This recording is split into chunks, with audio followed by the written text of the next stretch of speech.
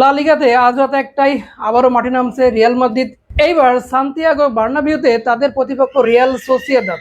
এই ম্যাচে রিয়াল মাদ্রিদের লক্ষ্য একটাই, সিজন শুরু করা ব্যাক টু ব্যাক ভিক্টরি দিয়ে। নিজেদের প্রথম ম্যাচে স্পানিওলের বিপক্ষে 2-1 গোলের কষ্টার্জিত জয় পেয়েছিল রিয়াল মাদ্রিদ। পক্ষান্তরে রিয়াল সোসিয়েদাদ ও তাদের প্রথম ম্যাচে রিয়াল বেতিসের কাছে 1-0 গোলে হেরে সিজন শুরু করেছিল। তাই কনফিডেন্সের দিক থেকে দুই দলের অবস্থা ভিন্ন রকম।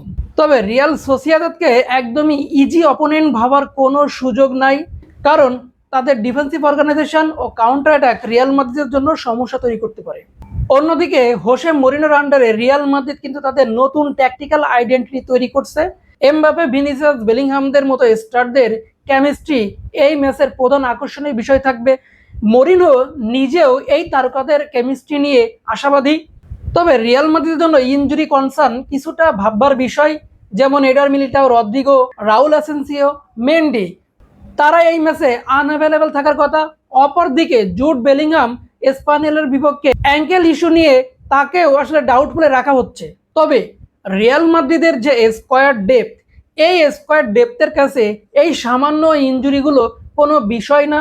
আর বিশেষ করে খেলাটা যখন সান্তিয়াগো বার্নাবিউতে, তখন তো আসলে কোনো চিন্তা করার কোনো বিষয় নাই।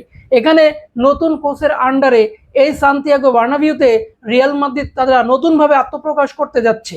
ডিফেন্স, মিডমাঠ, ফরওয়ার্ড লাইন, কোনোখানে রিয়াল মাদ্রিদ কোনোভাবেই পিছিয়ে থাকার কথা নয়।